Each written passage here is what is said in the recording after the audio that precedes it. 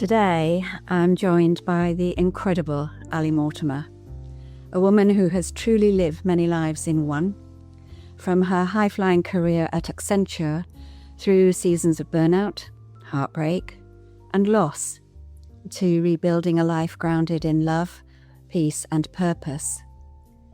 Ali is now a global life coach, mentor, business owner, daughter, wife, and mum.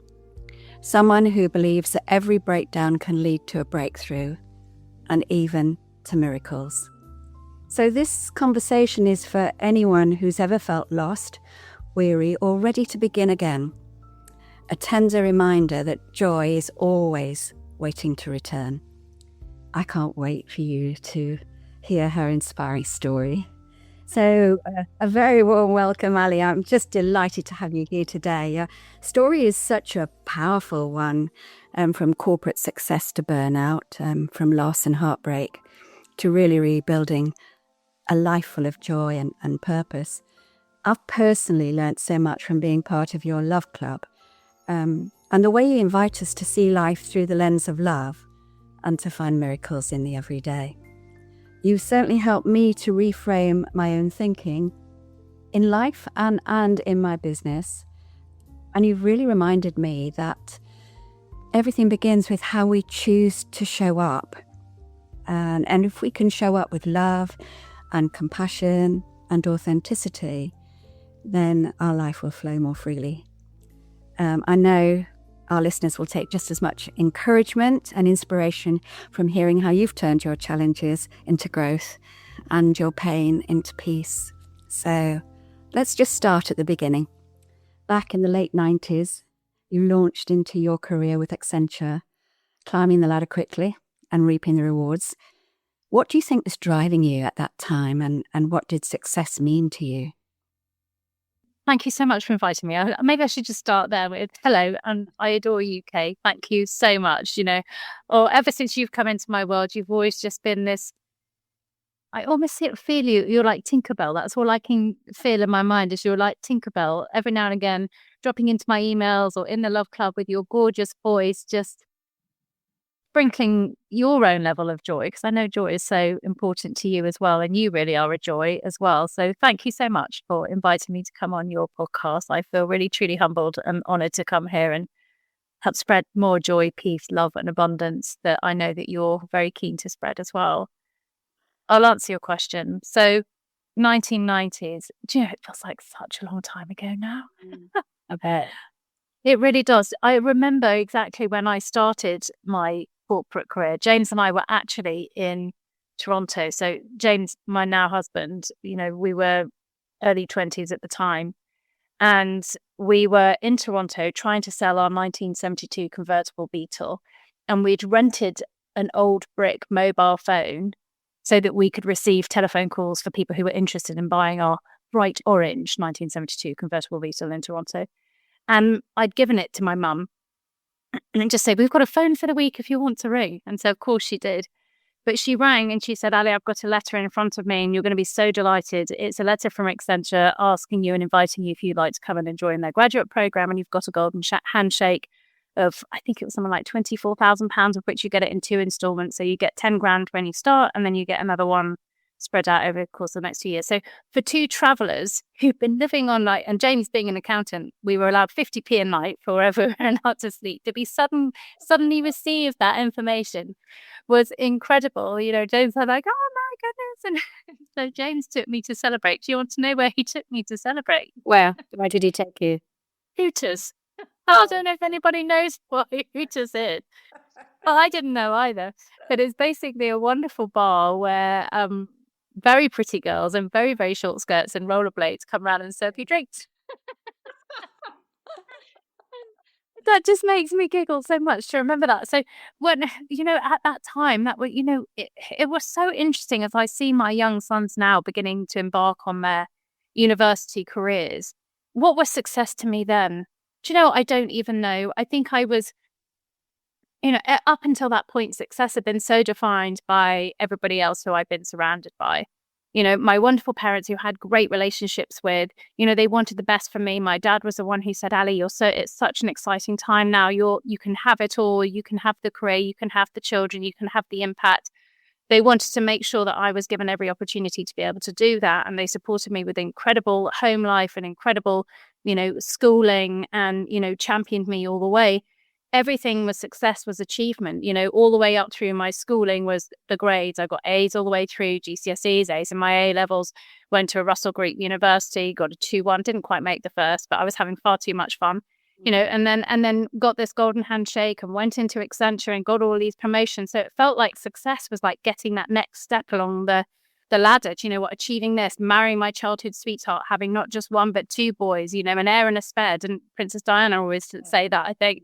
And it was just like, yes, ticking all these boxes of I'm doing all the right thing, I'm doing the right things, and I'm, keeping on going. It definitely felt like the rungs of a ladder of what society, really felt like I was meant to be doing. It and my parents were always very happy with me. My mum was always very happy with me. My mum was very keen to make sure that I had a healthy body, but also a very visually beautiful looking body. And for, that definitely wasn't me when I was growing up. I was like a chubby little child. My sister was the skinny one and I was the chubby one, and I wasn't allowed puddings, but my sister was allowed double helpings. And it was very much I suppose what it looked like on paper. Yes, you're progressing, and yes, you look good. That's really what success looked like for me, I think, until everything that had once been a successful criteria on that ladder, the profession in the corporate, and then the marriage and the health of my body and how I looked and being, whatever size you're meant to be, looking good, when everything kind of like disappeared, made me really, really question what success was, I suppose. Yeah, I think that actually that's probably a very general way of being brought up. I was brought up in a similar way, and it's almost a tick box exercise, to achieve what you are. It's almost as if we all need to follow the same route.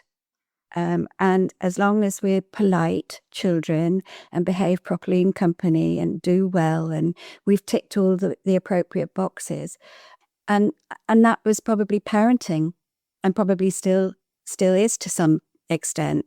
Although I think perhaps now parenting is now much more about how you're feeling. Yeah, I think there's been a shift, hasn't there? Yeah. I don't blame my parents in any way. They didn't know any different. And as a parent now myself, it's like, well, what do we do? Okay, well, let's just follow the tried and tested route that everybody else is. You go to school, you get your grades, you keep going.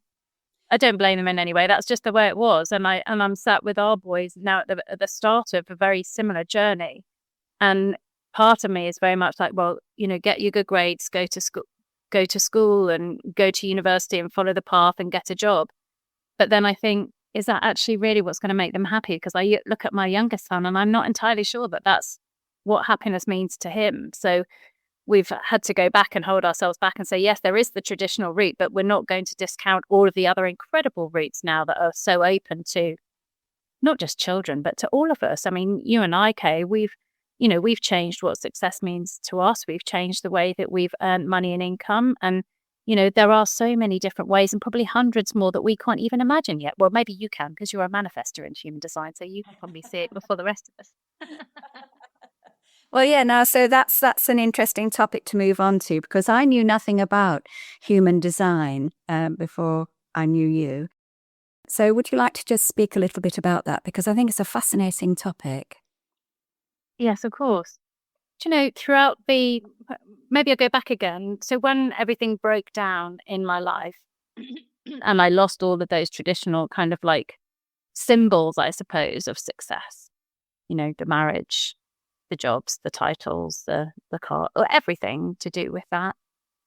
I wrote that new definition of success. And I often tell the story of when I sat down after I'd left my corporate job. I was like, right now, what is my definition of success? If it's no longer going to be the next promotion and the next paycheck, what is my definition of success? And I sat with my journal, and it was probably the very first time I really experienced channeling in a way, when I just let my mind go free and let whatever I wanted to write come out on a page. And it just said to me, and I stared at the words, looking back at me, is success is loving what I do, loving who I do it with, and loving myself.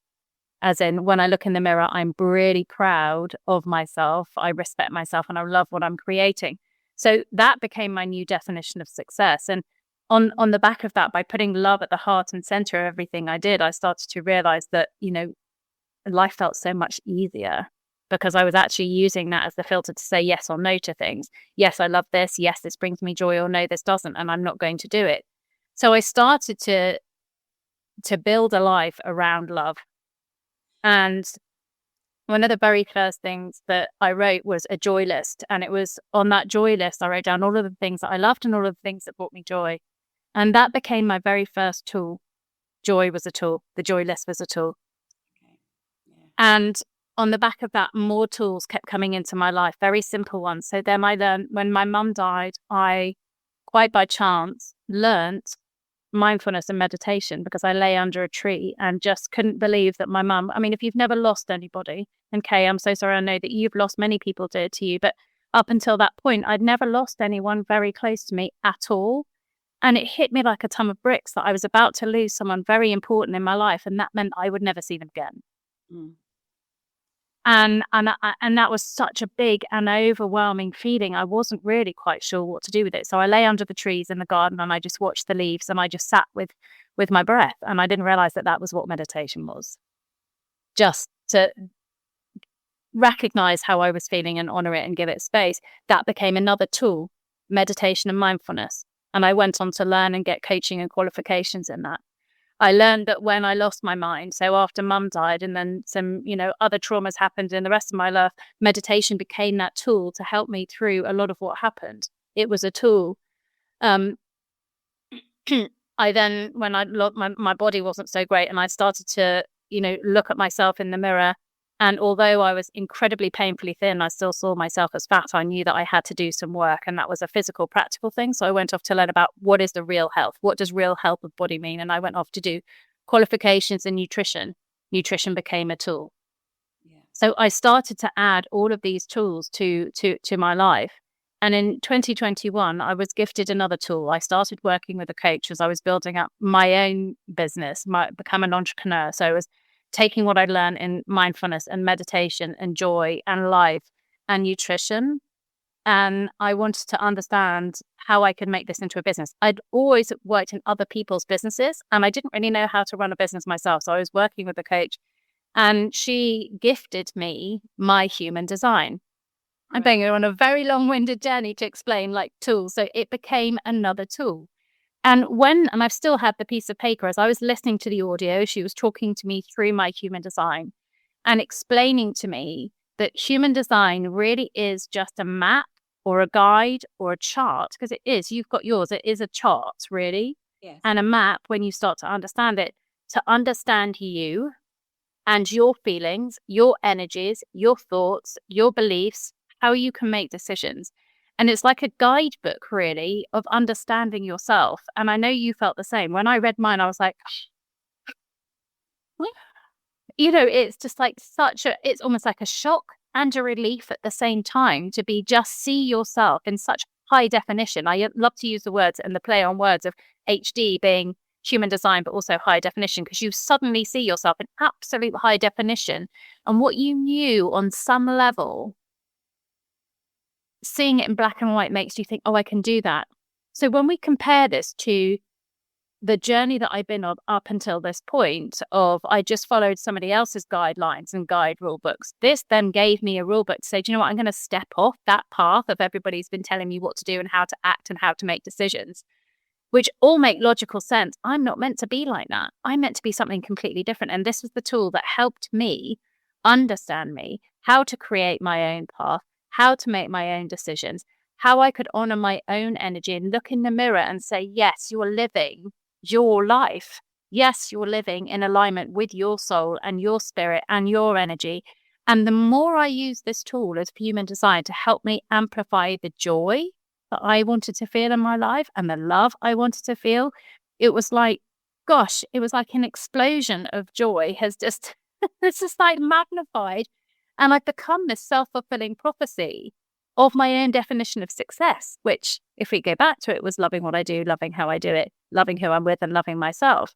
So the more I allowed joy to lead by using my human design to amplify it, I became a self-fulfilling prophecy for my own success. So it's helped me become this incredible super attractor for success on my own terms. Which So definitely, yeah, yeah. you definitely are, Ali. Yeah, that, yeah, and I often think it's really quite sad that the biggest challenges take us down so far, but actually lead us to our own truth. I mean, this is all really arose out of the things that went wrong for you in your life, be it burnout, loss. It, it's almost as if there's a kind of lazy gene in the human being, isn't it? That unless somebody comes up and hits you and says, wake up, we kind of toddle along on a path because it's safe and what we know. I mean, when you gave up your magnificent job, I mean, there's the salary. You've got a home, you've got children, you've got a family. I mean, it's a big thing to do. Oh, it was a huge risk. But again, at the time, logically, it made no sense for me to leave, a 6-figure salary and, a nice job that I enjoyed and, helped pay the bills and the mortgages and took the pressure off James, to go from such a big income, joint income, to one single one was a huge burden and a pressure on our family. But the contrast was also putting so much pressure and a burden on our family because my health kept dropping, the pressure on our relationship, because it was just so much for both of us to have such incredibly high power careers in corporate lives and have two small children and have a mum who was dying, my mum, the pressure and the guilt that I was feeling that I wasn't with them. And when I was with her and supporting my dad, the guilt that I felt that I wasn't with my sons, that I wasn't supporting James, that pressure was almost worse. So we did take a big decision. And the final kind of, as James reminded me the other day, I like to say that, it was the guilt and the pressure and the juggle of motherhood that made me think, do you know what, I'm just going to stop working and look after my kids. But James actually reminded me, it wasn't just that. The final point was when I found out that my male colleagues and peers were being paid significantly more than I was. And I was devastated by that. And I confronted my employees and they just said, oh, but you have to look after the kids, so we don't feel like we can give you as much. And I was like, but because I have my children, when I'm here, I give more in less time. Yeah. Yeah. And that's, if we want to talk about energy, that's one of the biggest things that I, love to use. It's not necessarily what you do, it's the energy with which you do it and gives you the results. And I think that the results that I created when I was in my career was because I was so focused when I was working and I was loving what I was doing. I was loving my team. I was loving the impact that I was doing, that when I was there, we created incredible change. But then when I was at home, I was with my children. So that really felt like a big smack in the teeth, that they were looking at the hours that I was giving rather than the outputs that I was honoring. Yes. And I believe that hasn't changed that significantly. When James reminded me of that the other day, I went and did some research around it, and there's still an unequal pay divide between men and women. And it's usually not, and it isn't because the women aren't bright enough or smart enough or clever enough or brilliant enough. It's just literally that they don't believe that they can handle that level. So they don't take those top level jobs, or they burn out because they're trying to do it in a very masculine way. Or like me, they just realize that they're not being paid as much as their male colleagues. Yeah. But I mean, that wasn't the only thing, was it? The burnout that you've actually had to deal with multiple things. Yeah.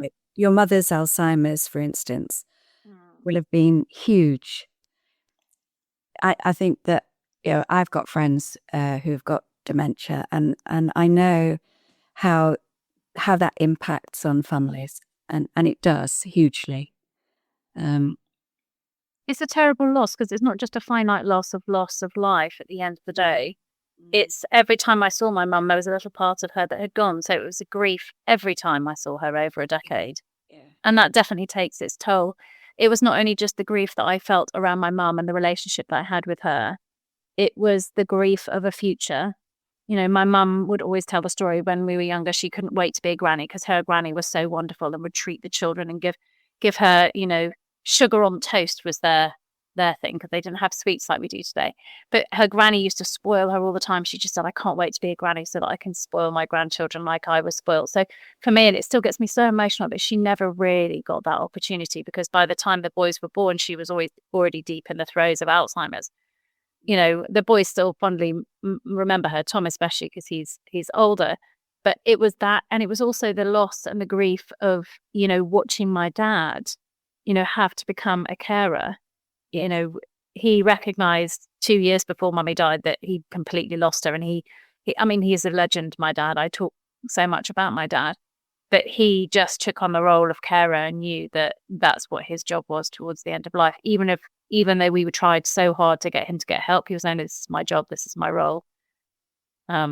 Until it became, you know, unbearable when my sister and I created a coup and an intervention.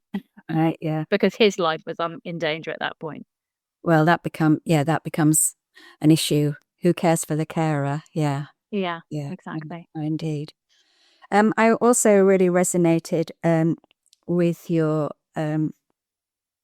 mirror about body image because I had a very attractive mother, Icelandic mother. She was very slim and she was very attractive. And I went to the same boarding school as you went to, where we were well and truly fed stodge. Yeah. Dodge 3 times a day, and 4 sometimes. And I just ballooned. So in the swinging 60s, when everybody was aspiring to look like Twiggy, I was the polar opposite. I also had a sister who was very slim, who was much younger than me. So, well, 4 years younger. So all of that pressure to look a certain way was very much part of my youth, and silly diets became a very big part of my youth. Eating all sorts of rubbish in retrospect now because it was slimming. And then I read a book called Fat is a Feminist Issue. And it's a wonderful, wonderful book because what it looked into was the thinking behind why you want to be thin. And you keep using the word reframe so beautifully, but it reframed for me, do I want to be thin or do I want to be well? Yeah. And then that changed my eating habits because I wanted to feel well. And that was very powerful. What helped you turn the corner? I love that. That is a feminist issue. Very similar to you, actually. It was actually after, in 2016, all of those really awful things happened in my life. You know, losing my mum, the guilt that I felt, then my marriage breakdown. I was very thin. I couldn't eat because I felt so sick. The PTSD, the clinical depression, almost just couldn't eat. The thought of eating just made me feel sick. So I was very thin, like painfully thin. And I still looked in the mirror and I saw a fat person. I hadn't gush of fat, but yet you could see my ribs and my hip bones. And as I was coming out of one of these, you know, self-flagellation moments in front of the mirror trying to decide what to wear, I came out and I saw Willie, my youngest son. And we had this incredible big mirror on our hall landing. And I could just see him through the crack of my door. And he put on some new clothes and a hat. And he was literally looking at himself in this ginormous mirror. And he was dancing in front of it, finger pointing it at himself, going, you look hot, you look cool, you look great. And he was just dancing. I was like, oh my God, I need to be more Willie. That was my defining moment. Yeah. It was like, it didn't matter what I ate because I knew, you know, we all know what we should be eating and what not to be eating now. You know, it's so prevalent. We're taught, you know, all of that. And especially if you're well educated, you know exactly what you should be doing. But had to, you know, you say fat is a feminist issue and, you know, the thin piece and wanting to be well, I was like, I just needed to think myself thin. Because even though the physical was there, I needed to think and see myself as truth of what was reality and create new neuro pathways. And for somebody at the time, I was in my early 40s, it was all of those conditioning from my mum, who did look like Twiggy. She literally looked like Twiggy. Okay. She was tiny and thin and an incredible, beautiful lady. And I know that everything that she said to me was coming from one of a place of love. She wanted me to look good, and she knew what society was like for fat people, and first impressions and all of that for a fat person or overweight. I don't know if we were meant to say those sorts of things, but we are. So I know everything she said to me was very, born out of love and protection. But it did condition me so that I had those neuro pathways that I could only see myself as a fat person from how many times she told me that, oh, you shouldn't wear that, your bum looks fat, or you look fat, or you're the fat sister, or you can't have this. And so I often refer to myself, obviously from my days in corporate, where I used to actually write code from systems so that they could speak to each other. Systems could speak to each other. If this condition happens, then do this, etc. It was a reprogramming of my mind. My mind had been programmed to, if you see yourself in the mirror, say that you look fat. Do I look fat in that? So it was about finding and replacing the code that wasn't working, just like I did in my corporate life, to find and replace the code that wasn't working for systems to function, that were making them fail over and fall apart, but to go in and find my own piece of code that was making me not happy, not joyful. And it was that. And seeing Willie just standing there going, I look hot, I look cool. I was like, oh, I've just found my new piece of code. I need to find the piece of code in my brain that says, oh, you look fat, to say, you look cool. And I just had to keep doing that over and over and over again. And it is a devoted way of seeing yourself, not a hard way. It's just, yeah. Is that through affirmations? Is that through looking in the mirror? Explain how you actually did it. I did it by looking in the mirror, which was one of the hardest things. And you and I have a really wonderful joint friend, Karen, and she was my very, very first coach when I left my corporate job. I did not know what I wanted to do. And I was consumed with all of everything, the heartbreak from my mum, the heartbreak from the infidelity in my marriage that I didn't really know that was going on at the time. I just had this sense that there was something wrong. There was, all of this going on with my body. And she made me do mirror work, and she made me look and say to myself the horrible thing. She said, I want you to say out loud all of the horrible things that you're saying in your head. I said, I can't do that. She goes, you've got to, and so we started to do that mirror work. And it, you hear it in your head, but if you don't see yourself while you're saying it, it's just in your subconscious playing over and over and over and over again. And that's the subconscious code that makes us act, behave very differently.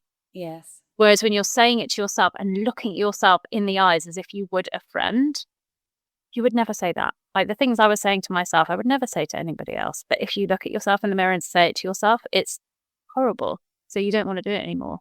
So it was about saying, okay, what are you going to say differently? So Willie gave me the answer of what I had to say. So then it was about honoring all of those nasty things that I was saying. It wasn't about, suppressing them or squashing them. It was being aware of them and honoring them and saying, okay, I see you. I hear what you're wanting to say and what you're automatically saying to yourself. But is there something else you'd like to say to yourself as well?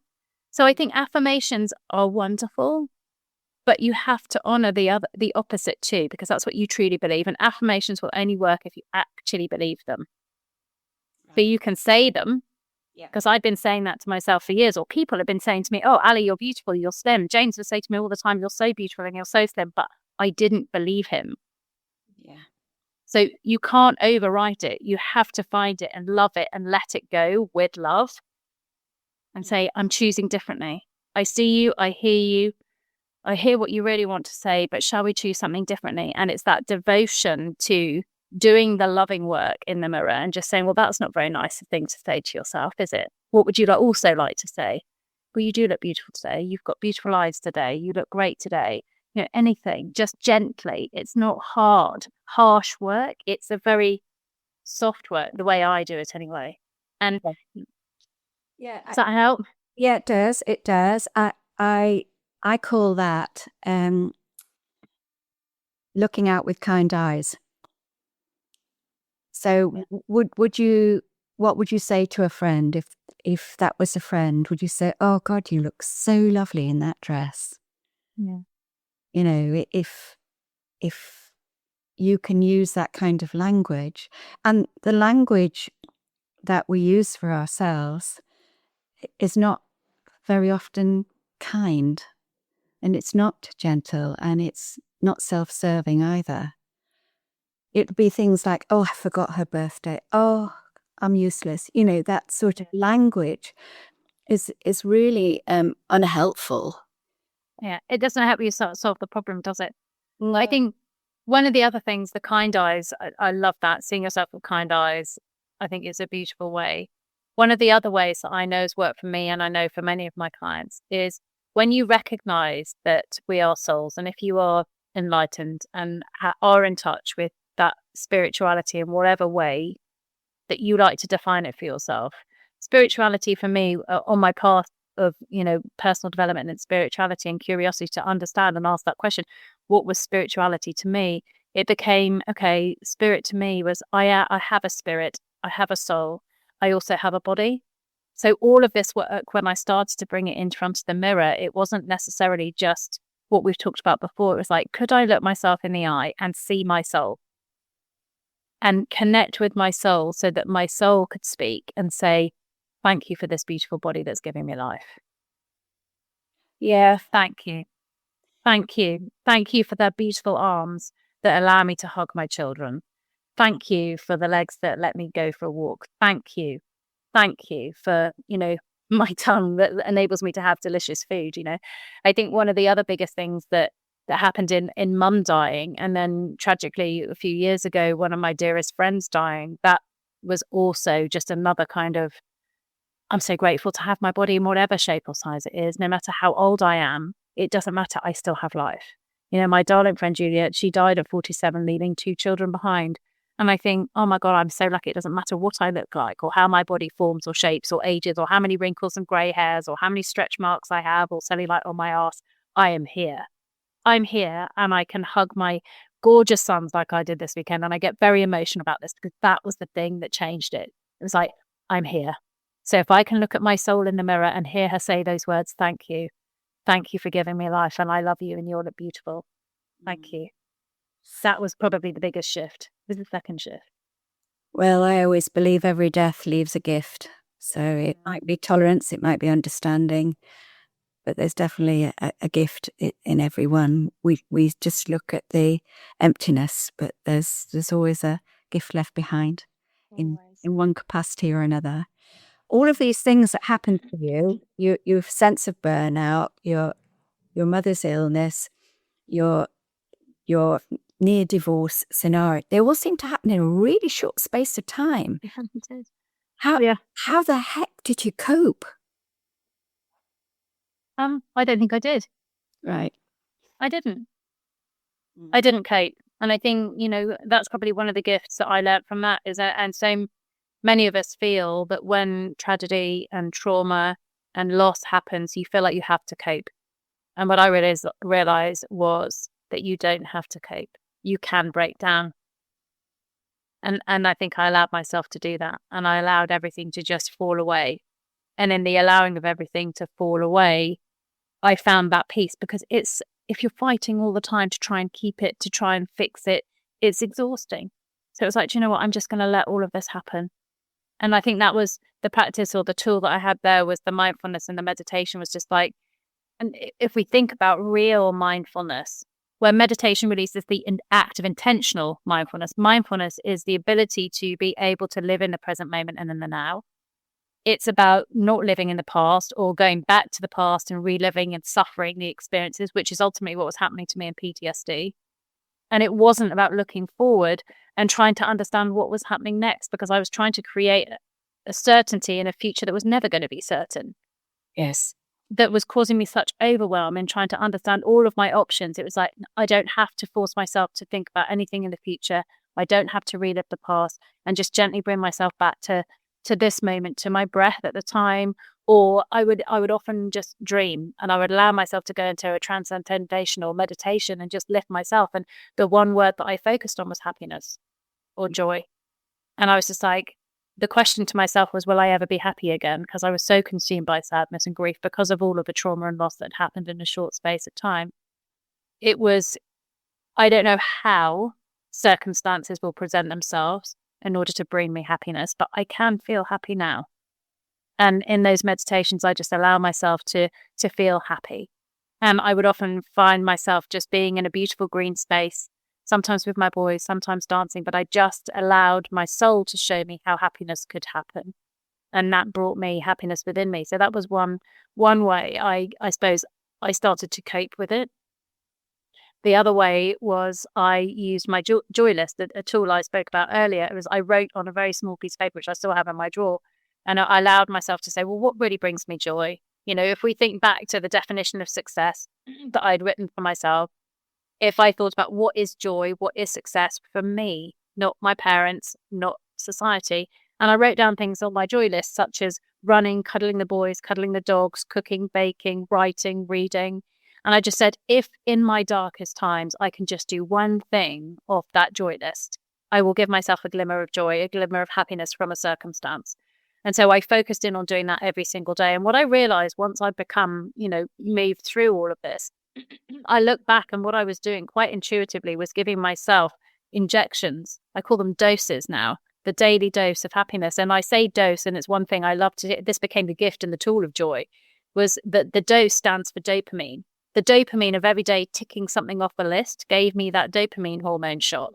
The oxytocin is a hormone all about bonding. So hugging the dogs, hugging, the children, hugging my friends, that gave me the oxytocin, another hormone in my body. The serotonin, the feel-good factor, the sunbeaming, getting outside in nature, meditating, that allowed me to have the serotonin, feel-good hormone flood my body. And the endorphins, which is the hormone that helps relieve pain. I was in a lot of pain, not physical pain, but heartache pain, emotional pain. So eating chocolate, meditation again, being in nature, being with friends.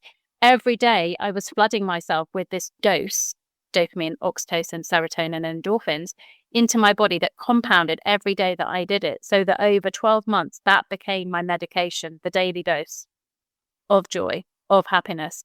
So it got me through, which is why my first business was called Heal Yourself Happy, because I'd used the happy hormones to heal myself, not drugs or medication, even though I was offered them.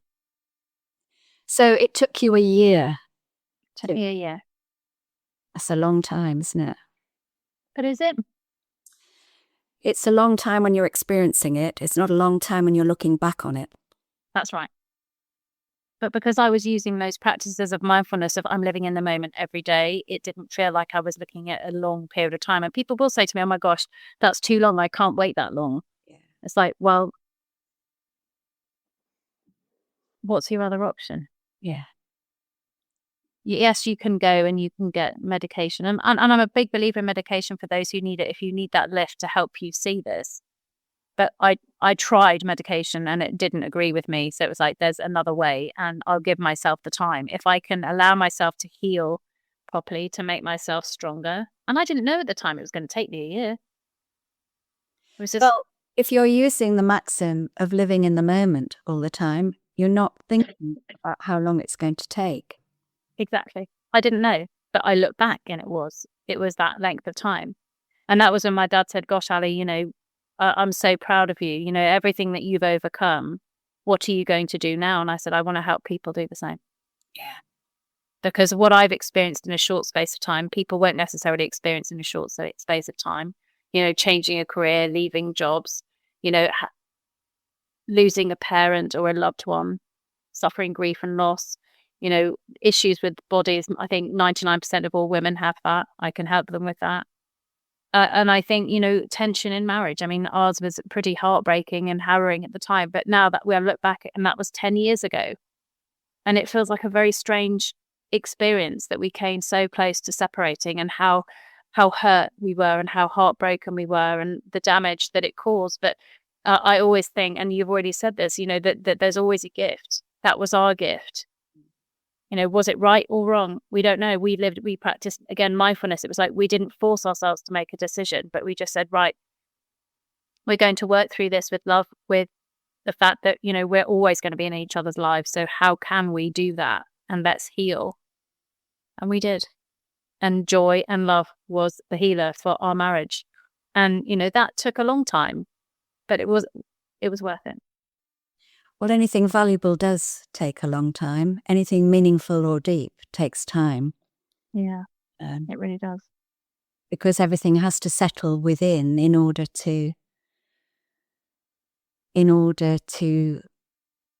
build up trust and connection again. It all has to calm down. You have to move away from the fire to find the right temperature again, I think.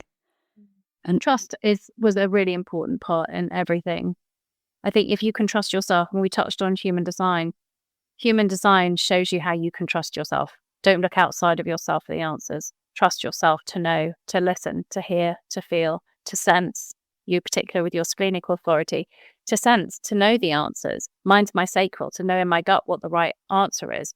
And to recognize that my head or my mind is going to come in with all the reasons why I can't do it.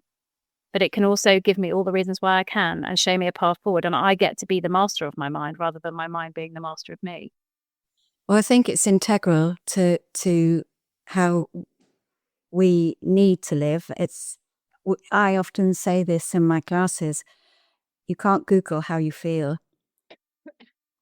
You need that. Google has an awful lot of answers. There's an awful lot of knowledge, but how we feel, if we lose sight of that, we're adrift very, very quickly. It's true. It's so true. Even last week, I had 2 clients I was speaking to, and they were talking about the fact that they had been using AI as therapy/coaching.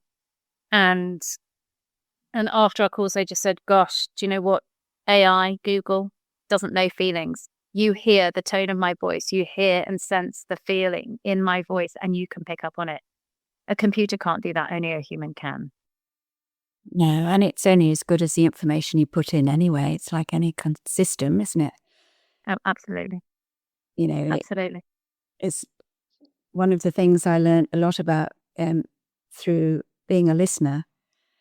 Don't just listen to the first thing that you hear or the top thing that's said, because it's underneath where people hold much more emotion. So I think it's an interesting way of looking at life. I'd like to ask a bit more as well about the rose practice. Yes. So how can that help people to reconnect with joy? So the Way of the Rose was really born out of the words of my legendary dad. Oh, it makes me feel quite emotional whenever I tell this story. But when I was in the darkest of spaces, I'd just left James. My mum had died. I didn't know what I was doing in terms of work. I was in a really dark space. I went down to see my dad. And he just said to me, he said, Ali, do you know what? He said, Brooks, my maiden name. He said, all Brookses have a ton of SH1T thrown on them. It's like the manure that we used to throw on the roses at the farm. He said, all of the most beautiful roses grow through the smelliest of times. And he said, Ali, you will be the most beautiful rose in the garden because you will grow through this. And he said, and I'll grab my shovel and I will help shovel you out too. So let's go. So the rose became very much this symbol for me of hope, of growing through dark times, of that smelly poop, and coming up to be the most beautiful, beautiful rose. And Dad, he said it to me again this weekend. He just said, crap can be thrown at you, but you can come up smelling like roses. So the rose really has been the symbol of hope. And it is this breaking down, the breaking down of yourself in a way. And I think that's what, we talk about wake up calls, or everything that got stripped from me or taken away from me from life circumstances, my mum, my job, my marriage, everything, my health, my body, everything. I lost everything. It was almost like everything had to be broken down, all of these identities broken down, so that I could break through. That moment that the rose starts to break through, you can start to see and you can come through, but you can only lift up and power up when you start to let go of what's weighing you down. So in the meditation practices, when I stopped suffering and looking at the past, and that was hard, the more I chose to let that go every single day, the more I rose through. And as I could break through, I could start to see the future and I could start to see the light. So you start to break through and see what's coming next. And then after that, you become the rose. You become the very vision or the self-fulfilling prophecy of what you were. And, it's a cyclical process. The roses in my garden, which are beautiful, they're beginning to fade and fall away. And as their petals drop and their leaves drop, that's just fertilizing the soil for next year's roses. So everything we've talked about gifts, every experience is a gift, every hardship is a gift. There's always that, because that's what's fertilizing the soil where your roots grow, and that's how you grow stronger and you rise. That's the symbol of the rose. Yeah, it all creates compost. Fertilization, absolutely. You use a word a lot, which actually I've first really learnt properly from our friend Karen, who is a life coach. Because I was speaking to her one day about all the things that I should do. I must do that. And she said, would you try and get rid of the word need?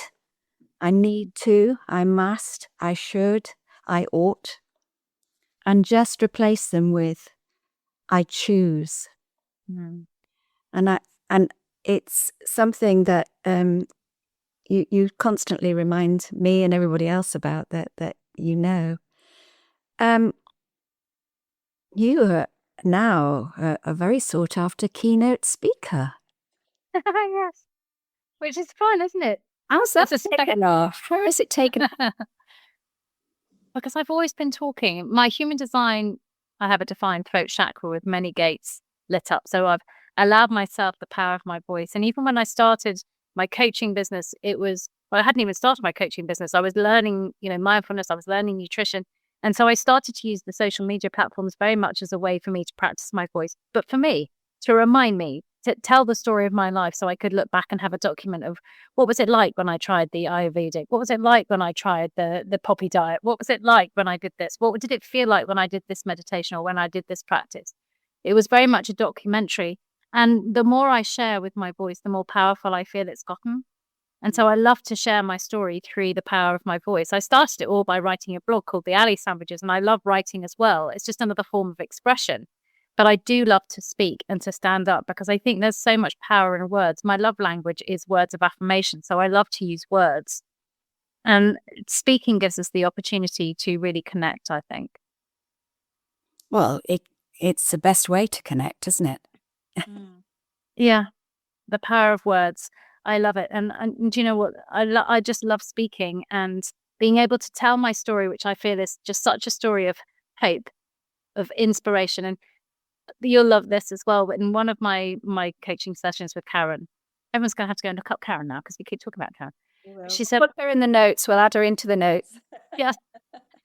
And I do still have the piece of paper. I was talking about it last week. And she said, what spell do you want to cast into the future? If words can be spells, what spell do you want to cast into the future that you want to be? And I remember in 2014, when I was beginning to shape my new career of what I wanted to do, I just said, I want to be the inspiration that gives people hope and courage to change. And I don't think that that's changed. And so I say that all the time. You do it. That's exactly what you do. But I also think you have that ability to help. When you was talking earlier about affirmations and whether or not you believe them, I think you have the ability to help people believe in those affirmations. Yeah.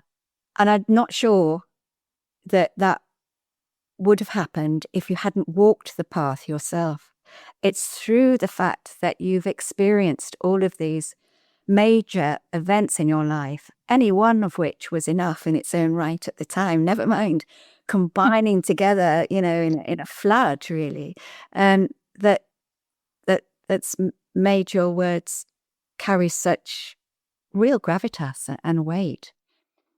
And that alone is powerful. But also you've got this unbelievable endless energy. I mean, it's like there all the time. It's quite extraordinary. So that in itself is a gift. It's a big gift.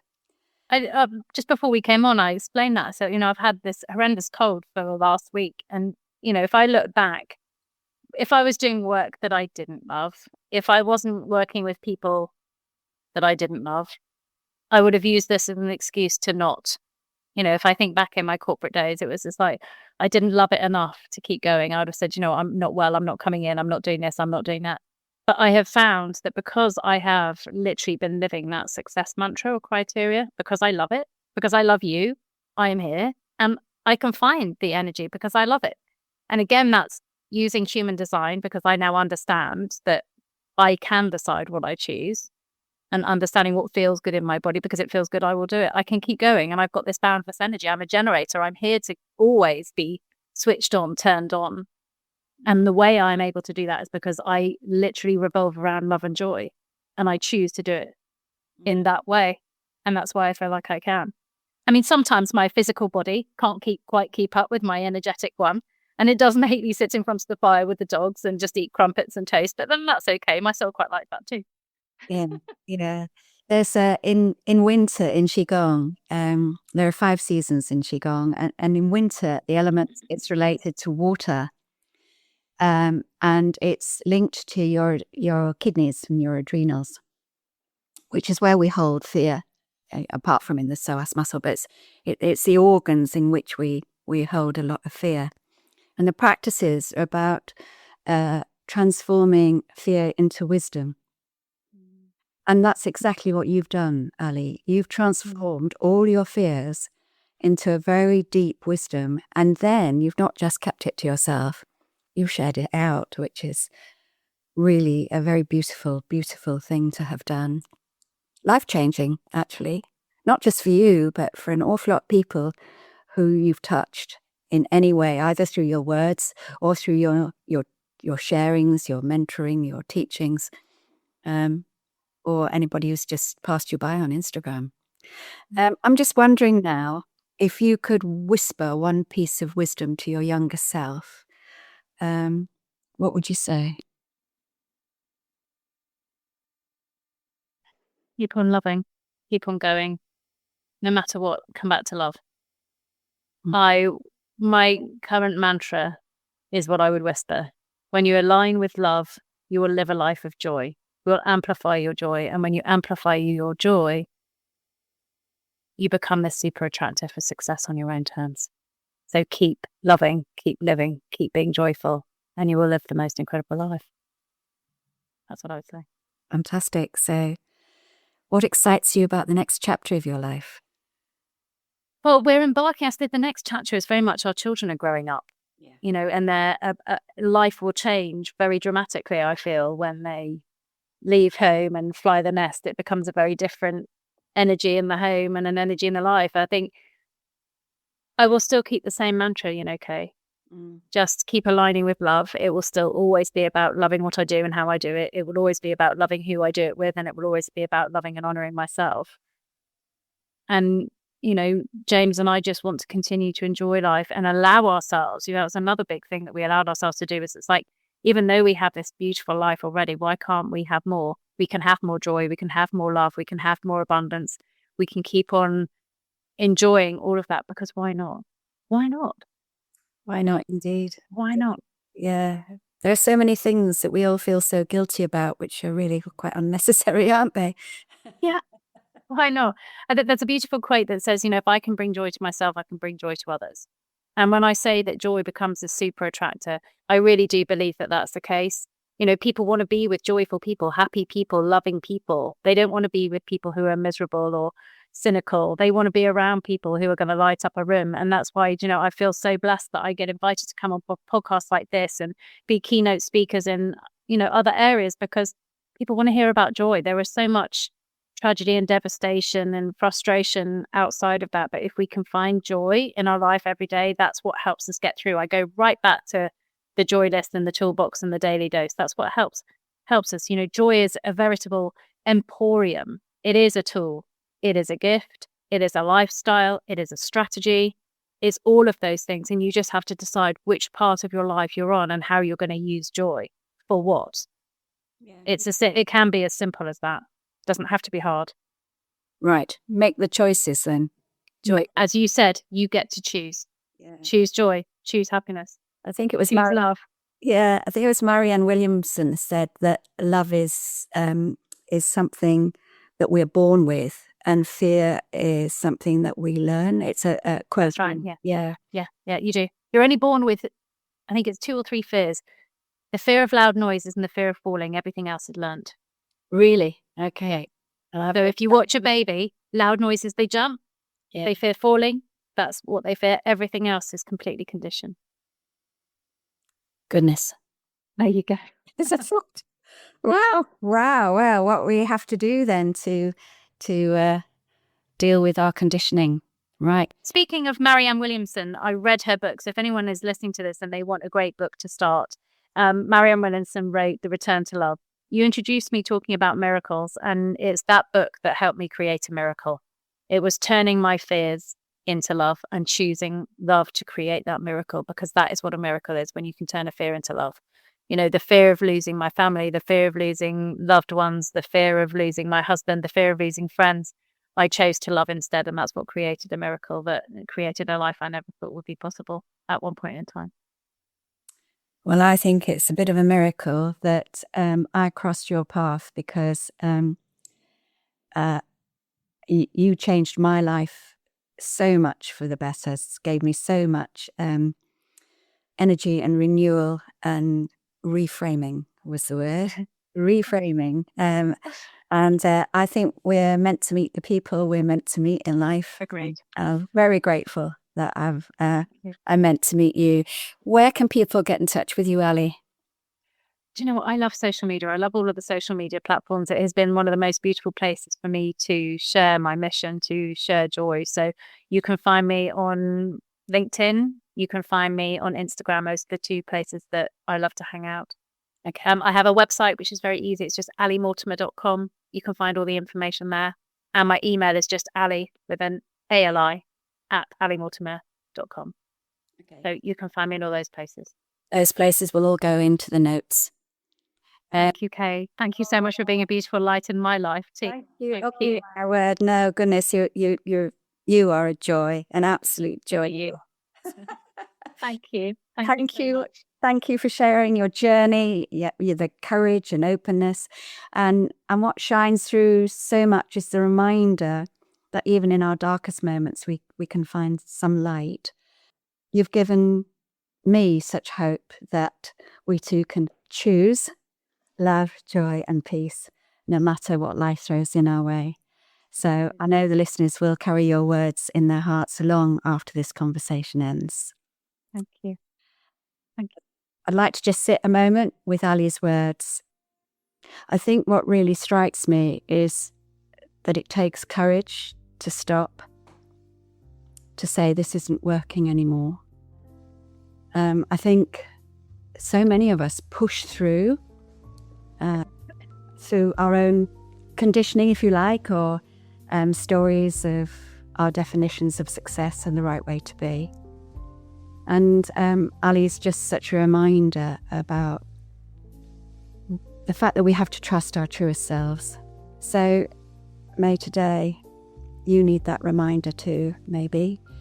And as Ali said, your storm isn't here to destroy you, it's here to clear the pathway. That love, peace, and joy are not things you have to earn.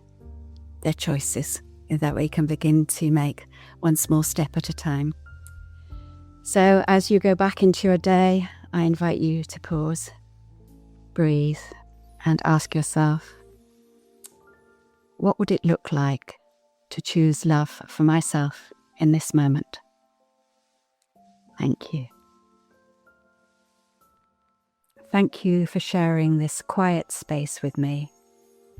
I hope it brought you a sense of peace and presence. If you feel moved to, I'd love to hear how it landed for you.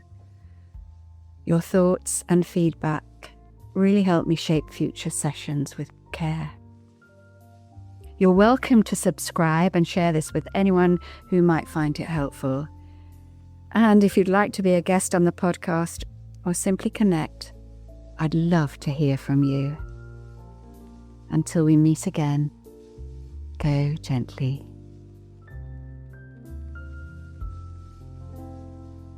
This podcast is edited and produced by Mike Roberts at Making Digital Real. If you're thinking about starting your own podcast and need some expert technical help, I can't recommend Mike highly enough. He's professional, supportive, and truly amazing to work with.